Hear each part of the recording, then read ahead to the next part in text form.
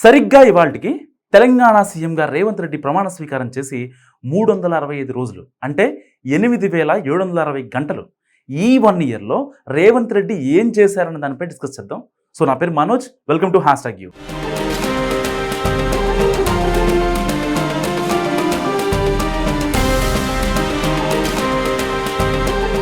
యనమల రేవంత్ రెడ్డి అనే నేను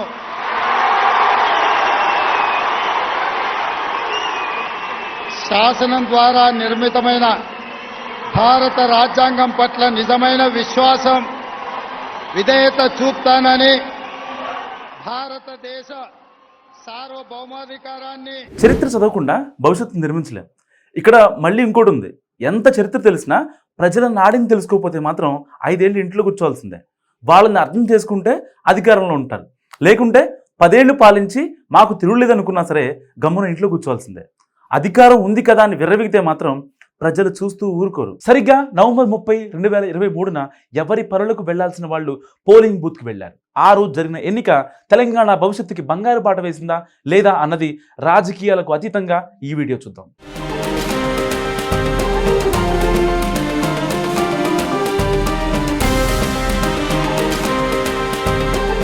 ప్రత్యేక రాష్ట్రంగా తెలంగాణ ఏర్పడ్డాక ఎన్నో ఎత్తుపల్లాలు చూసాం.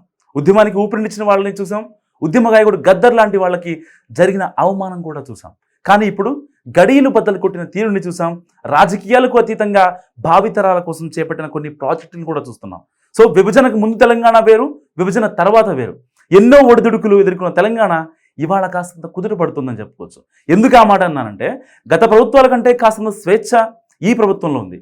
మీడియాకి, ప్రతిపక్షాలకి స్వేచ్ఛ ఉంది. ఇవాళ ప్రజాప్రభుత్వం తెలంగాణలో కొలువు తీరాక తొలి రోజు 6 గ్యారంటీలపై సంతకాలు, ప్రొఫెసర్ జయశంకర్ స్వస్థలాన్ని రెవెన్యూ గ్రామంగా ప్రకటించడం, దివ్యాంగులకి ఉద్యోగం, ఇలాంటి వాటితో మొదలైంది. ఆ తర్వాత సోనియా గాంధీ బర్త్డే రోజున అంటే డిసెంబర్ 9న మహిళలకు ఫ్రీ బస్సు కల్పించడం వల్ల గత నెల వరకు ఉన్న తాజా లెక్కల ప్రకారం 3,540 కోట్ల రూపాయలు మహిళలకు సేవ్ అయ్యాయి.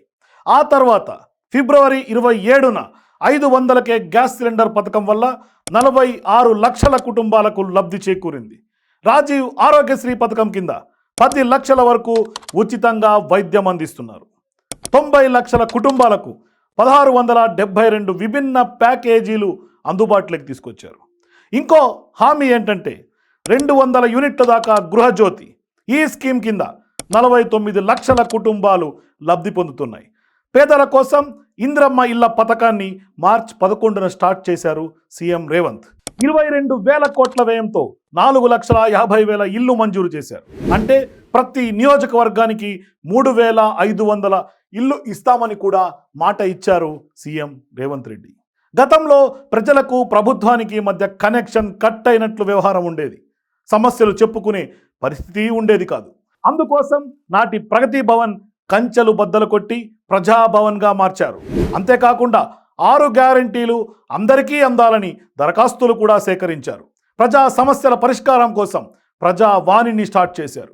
సంక్షేమంలో కీలక విషయం ఏంటంటే రైతుల కోసం చేసినవి. రైతు రుణమాఫీ కోసం 21,000 కోట్లను ఫస్ట్ ఇయర్లోనే కేటాయించి దేశంలోనే రికార్డు క్రియేట్ చేశారు. సన్న ధాన్యంపై 500 రూపాయల బోనస్ ఇస్తోంది తెలంగాణ ప్రభుత్వం. ప్రతి క్వింటాకు ధాన్యంలో తేమ, తాలుతో రైతులు ఇబ్బంది పడొద్దని 500 రూపాయల బోనస్ ఇస్తోంది రేవంత్ సర్కార్. విద్య, వైద్యం, మౌలిక విషయంలో స్కిల్ యూనివర్సిటీ ఇంకో మైల్ స్టోన్. 150 ఎకరాల స్థలంతో పాటు 100 కోట్లు కేటాయించి చరిత్రకు నాంది పలికారు. 119 అసెంబ్లీ నియోజకవర్గాల్లో అంబేద్కర్ నాలెడ్జ్ సెంటర్లను ఏర్పాటుకు నిర్ణయం హర్షించదగ్గ విషయం. ఇంటిగ్రేటెడ్ స్కూల్స్ కాన్సెప్ట్ కూడా అన్ని సామాజిక వర్గాల విద్యార్థులకు ఎంతో ప్రయోజనం. మెగా డిఎస్సి తీసుకొచ్చి వేలాది ఉద్యోగాలు ఇచ్చింది తెలంగాణ సర్కార్. ఇక హైడ్రా విషయానికి వస్తే 310 అక్రమ నిర్మాణాలను కూల్చేసి 114 ఎకరాల ప్రభుత్వ భూమిని స్వాధీనపరుచుకుంది రేవంత్ ప్రభుత్వం. అటు మెట్రో దశ కోసం 76 కిలోమీటర్ల ట్రాక్ వేసేలా చర్యలు తీసుకుంటున్నారు. కొత్త హైకోర్టు నిర్మాణానికి శంకుస్థాపన చేశారు. అసలు సిసలైన అభివృద్ధి అంటే ఏంటో తొలి ఏడాదిలోనే తీసుకున్న నిర్ణయాలతో అందరికీ తెలిసి వచ్చింది.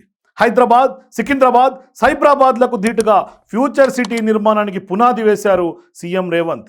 ముచ్చర్ల ప్రాంతంలో health hub, sports hub, education హబ్తో అభివృద్ధి చేయనున్నారు. జాబ్ క్యాలెండర్ ఇచ్చి వచ్చే ఏడాది నోటిఫికేషన్ కూడా ఇచ్చేశారు. స్పీడ్ పాలసీ పేరుతో 19 అభివృద్ధి ప్రాజెక్టులపై ఫోకస్ పెట్టారు. అంతేకాకుండా విదేశీ ప్రత్యక్ష పెట్టుబడుల్లో 4వ స్థానంలో తెలంగాణ ఉంది. ఆర్థిక వృద్ధిలో తెలంగాణ జీడిపి 9.2గా నమోదైంది. గతంలో 9వ స్థానం ఉంటే ఏడాదిలోనే సీన్ మొత్తం మార్చేశారు సీఎం రేవంత్ రెడ్డి. బొగ్గు ఉత్పత్తిలో సింగరేణి రికార్డు సాధిస్తే విద్యుత్ ఉత్పత్తిలో కేటీపీఎస్ రికార్డు సృష్టించింది. విద్యుత్ వినియోగంలో రికార్డు, ధాన్యం కొనుగోలులో 10,000 కోట్ల రూపాయల చెల్లింపులతో రికార్డు క్రియేట్ చేశారు సీఎం రేవంత్. ఇలాంటి ఎన్నో రికార్డులు ఈ ఏడాది కాలంలో ప్రజాపాలనలో జరిగాయి. ఏడాది కాలంలో ప్రజాప్రభుత్వం ప్రధానంగా రైతులకు రుణమాఫీ, ఇది అత్యధికంగా బడ్జెట్తో కూడుకున్న హామీ. ఇది ఎక్కువ మంది రైతులకు లాభం జరిగే ఈ యొక్క హామీని నెరవేర్చగలిగింది. అయితే అక్కడో ఇక్కడో కొంతమందికి కాలేదనేది ఉన్న చర్చ వాస్తవం. అది టెక్నికల్గా కొన్ని ఇబ్బందులు ఉన్నాయి. అది బ్యాంకర్స్ ఇప్పటికే దాని మీద ఆలోచన చేస్తున్నారు. సో ఆ గ్రీవెన్సీలు పెట్టి అది పూర్తి స్థాయిలో చేయడానికి ప్రభుత్వము పూనుకున్నది. సో ఆల్రెడీ 18,000 కోట్లు రిలీజ్ అయిపోయినాయి. మిగతా వారికి ఏమైనా 2 లక్షల పైబడిన వారికి ఎవరైనా ఉంటే వాటిపైన కూడా నిర్ణయం తీసుకొని పూర్తి స్థాయిలో రిలీజ్ చేయడానికి ప్రభుత్వం సిద్ధమైంది. ఇది ప్రధానమైన హామీ, ఎక్కువ బడ్జెట్తో కూడుకున్నది. ఏదో గత ప్రభుత్వం లాగా తప్పించుకోవడానికి ఏదో ఎలక్షన్ ముందల దాని ఏదో అడావుడు చేయడానికి ప్రయత్నం చేయలేదు. ఇంకా ఎలక్షన్స్ ఇంకా 4 సంవత్సరాలు ఉన్నాయి. అయినా రైతు రుణమాఫీ ఖచ్చితంగా చేయాలి అనేది. ఎందుకంటే వచ్చే 4 సంవత్సరాల తర్వాత అయితే ఇంట్రెస్ట్ పెరిగిపోతుంది. ఆ ఇంట్రెస్ట్ పెరగకుండానే రైతులకు మీద భారం పడకుండానే 2 లక్షల రుణమాఫీ చేసింది. ఇక ప్రధానంగా మహిళలకు ఏదైతే ఆకట్టుకునే విధంగా బస్సు ఫ్రీ అని చెప్పారో అది వెంటనే అమలు చేసింది. ఇవాళ మహిళలంతా కూడా బస్సుల్లో ఫ్రీగా తిరుగుతున్నారు. సో ఇక ఆరోగ్యశ్రీకి సంబంధించి 10 లక్షలకు అంటే పరిధి పెంచింది. అంటే హెల్త్కు సంబంధించి ఏది హాస్పిటల్కి పోయినా ఈ పరిధిని పెంచి 10 లక్షల వరకు పరిధి పెంచారు. సో ఇదంతా కూడా చూస్తుంటే ప్రభుత్వం ఒక చిత్తశుద్ధితో చేస్తున్నది. ఇప్పుడు పేదలకు 200 యూనిట్ల వరకు ఫ్రీ, ఇట్లాంటి స్కీమ్స్ అన్ని కూడా అమలు చేస్తుంది. ఇవాళ రైతులకు సన్న వడ్లకు 500 రూపాయల బోనస్. ఇది గత ప్రభుత్వంలో ఎప్పుడు బోనస్ అనే పదం మనం వినలే. అవును. సో ఇవాళ బోనస్ 500 రూపాయలు రైతులకు ఇస్తున్నది. ఇంకా అనేక స్కీమ్స్ సంబంధించి, ఇండస్ట్రీలకు సంబంధించి, పెట్టుబడులకు సంబంధించి కానీ సో రకరకాలుగా రైతులు ఇప్పటికే పెట్టుబడులు విపరీతంగా ఆకట్టుకోవడం కానీ రాష్ట్ర ప్రభుత్వం చేయగలిగింది. ముఖ్యమంత్రి గారు వివిధ దేశాలు పర్యటించి, శ్రీధర్బాబు గారు పర్యటించి దాదాపు 35,000 కోట్లకు పైగా పెట్టుబడులు తెచ్చారు. సో ఈ 1 ఇయర్లోనే అనుకున్న దానికన్నా ఎక్కువగా చేయగలిగింది. గత ప్రభుత్వం చేసిన అప్పులపై శ్వేతపత్రాలు రిలీజ్ చేయడం కాంగ్రెస్ ప్రభుత్వానికి ఇంకాస్త ప్లస్ అయింది. 8 లక్షల కోట్ల మేరకు అప్పుల్లో ముంచేస్తే వడ్డీలకే నెలకు 6,500 కోట్లు చెల్లించాల్సిన పరిస్థితి. ఇవాళ కాంగ్రెస్ ప్రభుత్వానికి హామీలు అమలు చేయాలని ఉన్నా ఆర్థిక పరిస్థితి సహకరించట్లేదు. రైతులకు ఇచ్చిన మాట ప్రకారం 2 లక్షల రుణమాఫీ హామీ నెరవేర్చగానే సగటు ప్రజానికానికి వీళ్ళు మిగిలిన హామీలు నెరవేరుస్తారులే అన్న భరోసా వచ్చింది. సామాజిక అసంతృప్తికి కూడా కాంగ్రెస్ చెక్ పెట్టింది. కాంగ్రెస్ అంటే అగ్రకులాల పార్టీ అనే ప్రతిపక్షాల ఆరోపణలను పిసిసి చీఫ్ పదవి బీసీకి ఇచ్చి ఆ ముద్ర చెరిపేసింది. పార్టీ అధికారంలోకి రావడానికి పూర్తి సహకారాన్ని అందించిన కాంగ్రెస్ అధిష్టానం ప్రభుత్వంలో ఏర్పడిన అడ్డంకులను అధిగమించడంలోనూ సీఎం రేవంత్ కు అన్ని విషయాలను తోడ్పాటునిచ్చింది. ఎవరు మోసం చేస్తలేడు, మంచి వ్యక్తి, మంచిగా అవుతుంది, మంచి నాయకుడు. రైతు భరోసా కానీ లేకుంటే రుణమాఫీ కానీ బాగానే చేశారు, కరెక్ట్ గానే చేశారు. అవుట్ ఆఫ్ 5 ఇస్తానండి. కొత్తగా హైడ్రా అనే ఒక కాన్సెప్ట్ వల్ల వచ్చారు, అది కూడా బాగానే ఉంది. కాకపోతే జనాలకు అర్థమైతే లేదు. అందరికి ఫ్రీ బస్ ఇచ్చారు, అందరికి మంచిగా చేస్తున్నాడు. ఆయన వచ్చిన కాంచి, సార్ వచ్చిన కాంచి వచ్చింది బొటాబొటి మెజారిటీ. పార్టీ చరిత్ర చూస్తే నిత్యం అసమ్మతి, అంతర్గత కుమ్ములాటలు. సీనియారిటీ ఉన్న సీఎం కుర్చీ దక్కలేదన్న అసంతృప్తితో రగులుతున్న నాయకులు, రాష్ట్ర ఆర్థిక పరిస్థితికి మించి గ్యారంటీలను ప్రకటించి అధికారంలోకి వచ్చిన నేపథ్యం. ప్రధాన ప్రతిపక్షమేమో 10 ఏళ్ల పాలనా అనుభవం, సమృద్ధిగా ఆర్థిక వనరులతో బలంగా ఉంది. దీనికి తోడు సర్కారు త్వరలోనే కూలిపోతుందంటూ ఆ పార్టీ అగ్రనాయకుల ప్రకటనలు. సరిగ్గా నిరుడు డిసెంబర్ 7న రేవంత్ రెడ్డి ప్రభుత్వం కొలువుదీరిన సమయంలో ఉన్న పరిస్థితి ఇది. కానీ ఏడాది తిరిగేసరికి అంతా మారిపోయింది. వ్యూహాత్మకంగా అడ్డంకులను అధిగమిస్తూ సుస్థిర స్థానానికి చేరుకుంది తెలంగాణ. పార్టీలో అసమ్మతి స్వరాలు లేవు, ప్రభుత్వంలో వ్యతిరేక గళాలు లేవు. ప్రధాన ప్రత్యర్థి గులాబీ డీలా పడింది, ప్రజలు కూడా వ్యతిరేకతతో లేరు.